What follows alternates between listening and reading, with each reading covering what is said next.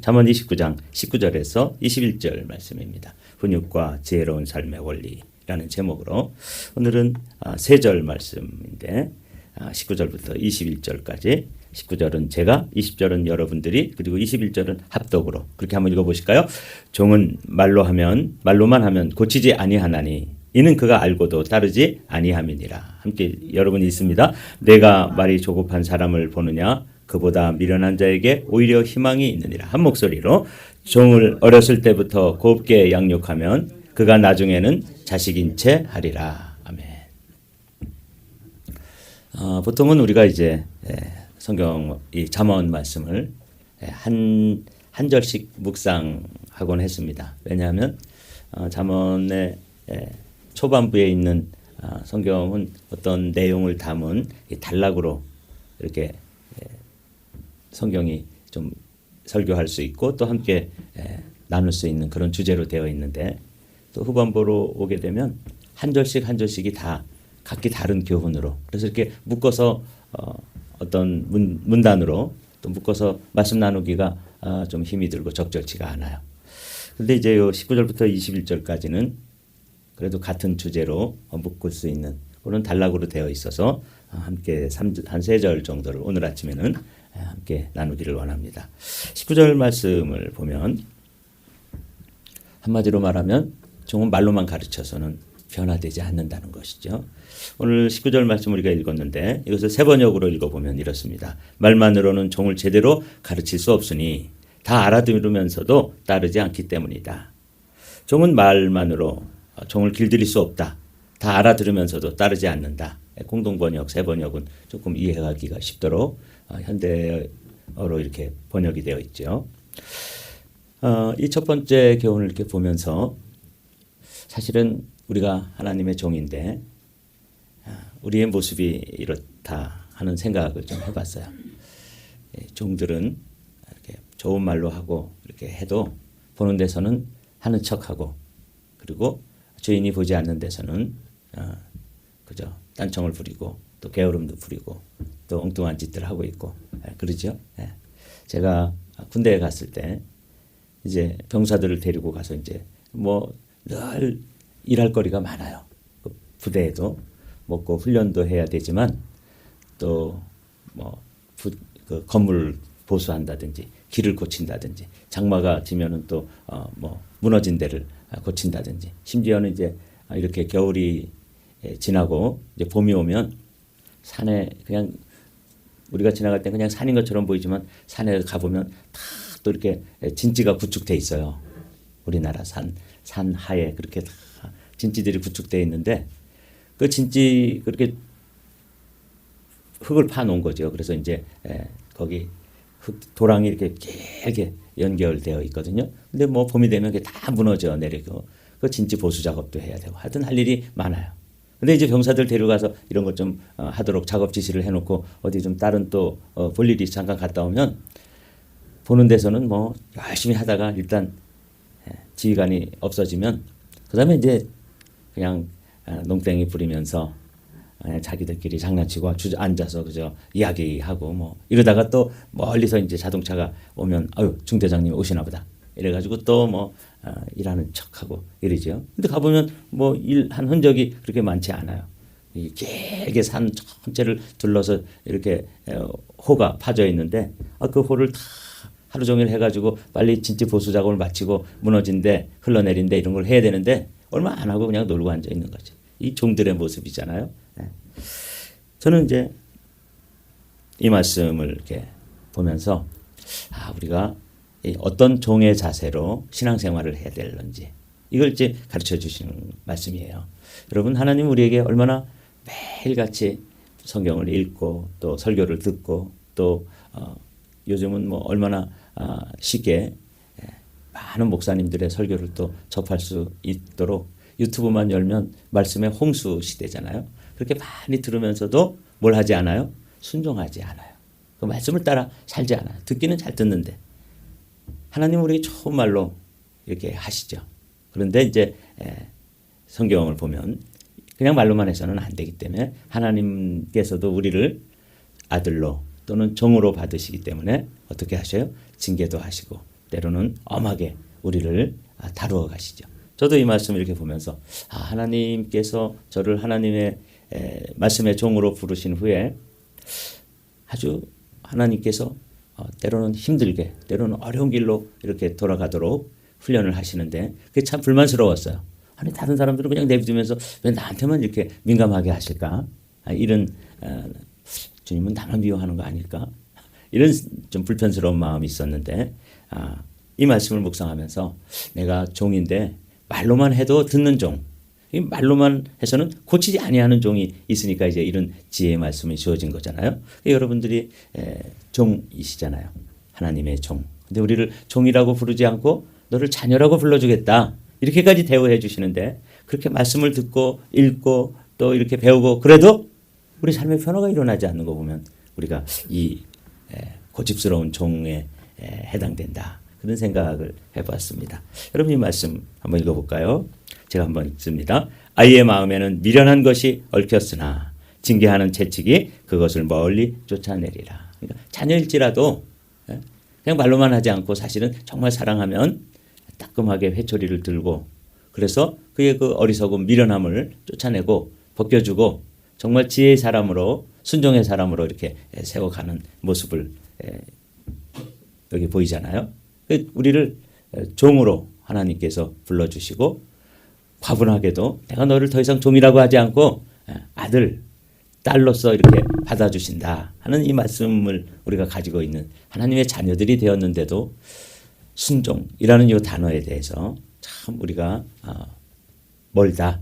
순종이라고 하는 이 말씀에 대해서 우리가 거리가 먼 삶을 살고 있지 않나 그런 생각을 하게 되죠.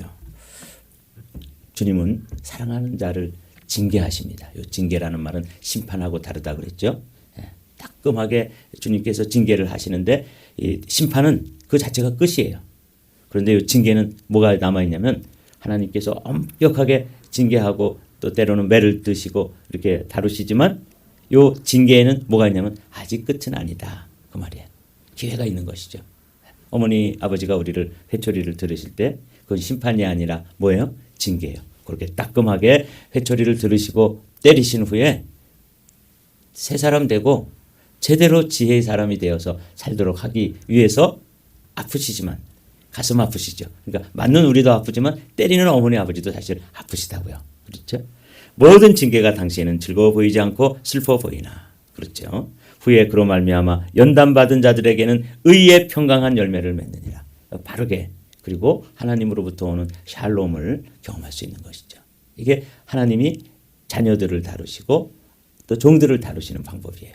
말로만 하지 않으시는데 왜 이러실까? 이제 어제 이 말씀을 묵상하면서 종일지라도 말로만 하지 않으시고 정말 사람 만들기 위해서 따끔하게 징계하시는 거죠. 그래서 징계를 받을 때 종이 되었던 아들이 되었던 슬퍼 보이고 좀 힘들죠. 그리고 오해를 할 수도 있잖아요. 왜 하나님은 나만 미워하실까?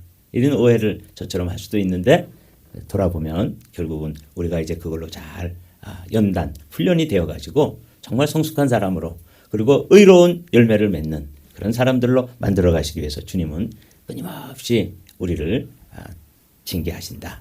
이런 생각했습니다. 구약 성경에 보면 아주 독특한 사람들 이야기가 나와요. 이게 레갑 자손들에 대한 이야기인데 레갑의 아들들은 그들의 조상 레갑이 명령한 바를 지켜 포도주를 마시지 아니하거늘 내가 너희에게 말하고 또 말하여도 너희는 내게 순종하지 아니하였도다. 여기 이제 오늘 첫 번째 이 주제가 순종이라는 말씀인데 이 레갑 자손들은 요나답이라고 하는 사람의 이제 자녀 손들이에요.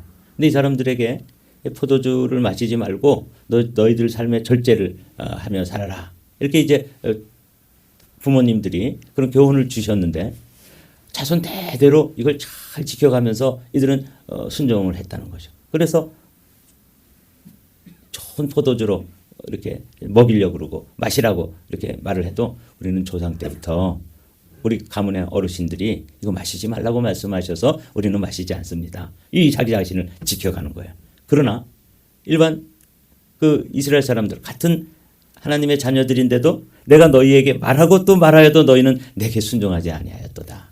이 주님의 마음이 이 종들 그리고 종이지만 아들이라고 불러주시는, 자녀라고 불러주시는 우리를 향하신 말씀이 마음이 이를 것 같아요. 야, 내가 저 녀석을 어떤 자리에서 불러서 하나님의 종 또 목사로 세웠는데 어떻게 저렇게 사는 모습이 저 모양일까? 이제 이렇게 하나님 아버지가 우리를 바라보실 때 그렇지 않겠어요? 그래서 오늘 이 종은 말로만 하면은 안 듣는다. 그게 우리 모습이에요. 때로는 하나님께서 아주 엄하게 또 따끔하게 다루실 때 나 사랑하셔서 그러는 것이구나. 그렇게 해야만 내가 고쳐질 수 있고 변화될 수 있는 것을 나보다 나를 더 잘 아시는 거죠. 두 번째로 생각해야 될 주제를 20절에서 보면 이 주제는 이제 조급함입니다. 이 종들에게 있어서 고집스럽게 말을 잘 안 듣는 것도 있지만 또 어떤 게 있어요? 조급함이라고 하는 단점이 있어요. 이것도 세 번역으로 한번 읽어볼게요. 너도 말이 앞서는 사람을 보았겠지만 그런 사람보다는 오히려 미련한 사람에게 더 바랄 것이 있다. 그러니까 조급한 사람이 치명적인 거죠. 오히려 좀 어리숙하고 바보스러운 사람이 오히려 희망이 있고 소망이 있다고 이야기하는 거예요. 그러니까 이 조급하다는 게 이제 문제가 되는 것이죠. 함부로 입을 가볍게 놀리는 사람을 보았겠지만 그런 사람보다는 바보에게 희망이 있다. 좀 아주 좀 충격적인 말씀이죠. 바보가 무슨 좋은 게 아니잖아요. 그럼에도 불구하고 조급한 사람보다는 좀 어리숙한 사람이 오히려 더 낫다고 말씀하는 거죠. 이 조급한 것. 오늘 아침에 이 외고집스럽게 말로 해도 잘 안 듣는 종의 모습을 이야기하고 있고 두 번째로는 이 조급한 사람에 대해서 이야기하는 거예요. 여러분 우리는 조급한 민족이에요. 제가 서울에서 이제 부교육자로 있을 때 미얀마라고 하는 나라에 단기 선교를 한 두어 번 가본 적이 있어요. 그게 뭐 해외 여행이라고는 제가 사실 처음 나갔을 때죠. 참 감동이었습니다. 그래서 이제 그 미얀마에 가서 우리나라보다는 경제적으로나 이렇게 사는 모습이 그때 제가 90년대니까 아주 우리나라는 썩 잘 살 때죠. 88 올림픽이 지나고 그럴 때니까 아주 좀 넉넉하게 살고 부유하게 살던 그런 때가 벌써 되었을 때예요. 지금은 더 잘 살게 됐죠. 그런데 이제 동남아에 가고 그 미얀마에 가보니까 아주 뭐 저희 한 60년대 이렇게 사는 모습하고 비슷해요. 그래서 화장실을 가면 이제 여학생들도 가고 인솔해서 갔는데 며칠씩 화장실을 못 가는 거예요. 그러니까 수세식에 깨끗한 데서 이렇게 볼일 보다가 그냥 뭐 밑에 그냥 막 그냥 다 변이 다 보이고 그런 퍼세식 그런 화장실에 가서 애들이 변을 못 보는 거예요. 너무 맞질 않아서. 그런데 이제 가가지고 이렇게 갔을 때 그 사람들이 시장에 가고 이럴 기회가 있잖아요. 그러면 우리가 코리안이라는 걸 보면 코리안 이렇게 안 부르고 뭐라 그러는지 아세요? 빨리빨리 이렇게 불러요. 아주 그게 그 사람들 앞에 그게 다 한국인의 특성. 그럼 저 사람들은 빨리빨리. 그래서 이게 좀 괜찮은 그 현지 레스토랑에 가면 원래는 코스로 한 접시가 이렇게 나오고 또 있다가 한 접시 나오고 그래서 한 2시간, 2시간 반 이렇게 식사 시간이 걸리는데 코리안들이 가면은 어떻게 나오냐면 두 접시, 세 접시씩을 동시에 내다 주는 거예요. 그래서 아니 여기 원래 한 접시씩 나오는 건데 왜 이러냐 물어보면 코리안들은 빨리빨리를 말한다는 거예요. 그래서 뭐 지나가면서도 그냥 우리 보면은 이렇게 손을 들고 이야기하면서 빨리빨리 그러더라고요. 그래서 우리가 얼마나 우리끼리는 서로 모르는데 그 동남아 사람들이 좀 느리잖아요. 그리고 뭐 날이 더우니까 조금 느려요. 그런 사람들한테 가서 선교사들이나 이제 비즈니스 하러 간 사람들이 제일 많이 하는 말이 빨리빨리라는 말을 하니까 그렇게 한국 사람만 보면 그 단어가 생각나는 거죠. 근데 이게 한편으로는 이 인터넷 시대에 좋은 장점도 되지만 또 한편으로는 이게 아주 치명적인 조급함이라고 하는 문제가 되기도 해요. 알렉산더 대왕에게 어떤 친구가 아주 좋은 사냥개 2마리를 선물을 했다잖아요. 그래가지고 너무 기분이 좋아서 알렉산더가 이제 시간을 내서 토끼 사냥을 갔어요. 그래서 그 사냥개를 풀어놨더니 토끼는 안 잡고 그냥 빈둥빈둥 놀기만 하는 거예요. 그래서 너무 화가 난 알렉산더가 그 개들을 다 처치해버렸습니다. 그리고 이제 친구를 만났을 때 아니 사냥개를 어떻게 토끼도 못 잡는 사냥개를 줬다고 막 불같이 이제 화를 냈습니다. 그랬더니 그 친구가 정색을 하면서 폐하 그 개는 맹수들을 잡는 그런 훈련이 된 개이기 때문에 토끼 같은 거는 거들떠 보지도 않는 개입니다. 그건 아주 오랫동안 맹수, 뭐 호랑이라든지 뭐 이런 맹수들을 대항해가지고 사냥하도록 훈련받은 개인데 그 토끼 사냥에 사용을 하는 바람에 그만 조급하게 성급하게 그 귀한 사냥개들을 다 처치해버린 거죠. 이게 조급함. 그래서 누군가 이런 말씀하더라고요. 조급하면 쓰레기만 남는다. 그런 이야기. 조급하면 후회될 일만 남는 것이죠. 호랑이 잡는 개를 토끼 잡는데 잘 안 잡는다고 그냥 죽여버린 알렉산더처럼 우리도 참 이 조급한 게 이제 문제인데 성경은 이 조급함에 대해서 말씀해 주셔요. 말을 아끼는 자는 지식이 있고 성품이 냉철한 자는 명철하니라. 잠언 17장에 있는 이 말씀 여러분 우리 마음속에 이 아침에는 우리 코리안이기 때문에 우리도 모르는 사이에 빨리빨리 뭘 어떻게 목회도 그냥 빨리빨리 무슨 성과가 나고 이러지 않으면 하나님께도 막 이렇게 좀 다그치고 그러잖아요. 우리가 기도할 때도. 그런데 주님은 절대 서두르지 않습니다. 이스라엘 백성들이 애굽에서 그렇게 노예 생활하면서 부르짖고 그럴 때 그냥 그중에 지도자 한 사람을 탁 세워서 출애굽시키지 않고 뭐부터 시작하세요? 모세가 그 집에서 태어나는 일부터 시작하시죠. 하나님. 그러나 결국 하나님은 하나님의 일을 이루어 나가시는 거죠. 여러분 오늘 아침에는 이 조급함. 그래서 어떤 리차드 포스터라고 하는 영성가는 그랬어요. 조급한 것은 마귀적인 것이 아니라 마귀다. 이렇게 좀 심한 말을 했어요. 이 조급한 것이 마귀적인 것이 아니라 아예 마귀 그 자체다. 그래서 이 조급함에 대해서 좀 오늘 아침에는 하나님께 깊이 기도하면서 여러분에게서 좀 다루어 가게 되시기를 바랍니다. 전도서 7장에 있는 말씀 우리 함께 읽어보실까요? 급한 마음으로 노를 바라지 말라. 노는 우매한 자들의 품에 머무름이니라. 이 우매한 것이고 마귀적인 것이 아니라 마귀 그 자체고 조급하면 쓰레기만 낳게 되고 후회할 일들만 생기게 되는 거예요. 그래서 오늘 아침에 우리가 국민성 자체가 조금 조급함이 있다 할지라도 하나님께서는 그것을 통해서 일하시지 않고 하나님의 시간표에 의해서 일하신다는 걸 기억하면서 이 조급함을 좀 잘 다루시기 바랍니다. 우리 야고보서 119 잘 아시죠? 우리가 여러 번 나눴던 말씀인데 사랑하는 형제들아 너희가 알지니 사람마다 듣기는 속히 하고 말하기는 더디하며 성내기도 더디하라. 맨 마지막 세 번째 줄 함께 읽어보죠. 시작. 말하기는 더디하며 성내기도 더디하라. 말로 했는데도 안 듣는 것이 이제 19절 말씀이었잖아요. 종은 말로만 하면 안 듣는다. 우리 거기에 해당되지 않기를 원합니다. 주님이 말씀하시면 듣는 거죠. 오늘 아침 이 아침에도 조급하지 말라고 말씀하시면 내가 조급한 이런 문제 조급증이 있구나. 말하기는 더디하며 성내기도 더디하라. 이렇게 말씀해 주시는 말씀을 이 한마디만 우리의 삶에 실천해도 얼마나 많은 실수를 우리가 줄일 수 있겠습니까? 함께 오늘 이런 말씀 특별히 야고보서 119 이런 말씀 좀 마음에 새기면서 하루를 출발하기를 원합니다. 세 번째로 21절 말씀은 우리가 어렵지 않은 말씀이에요. 종을 어렸을 때부터 곱게 양육하면 그가 나중에는 자식인 채 하리라. 그렇죠? 너무 손자를 귀여워하면 할아버지 뭐도 끄들어요? 수염도 끄들잖아요. 그런 것처럼 이 종을 어렸을 때부터 그래서 하나님은 우리가 하나님의 자녀이지만 하나님은 그냥 오냐오냐만 하시지 않는 거예요. 왜냐하면 진짜 성숙한 사람, 진짜 지혜로운 사람으로 만드시기 위한 것이죠.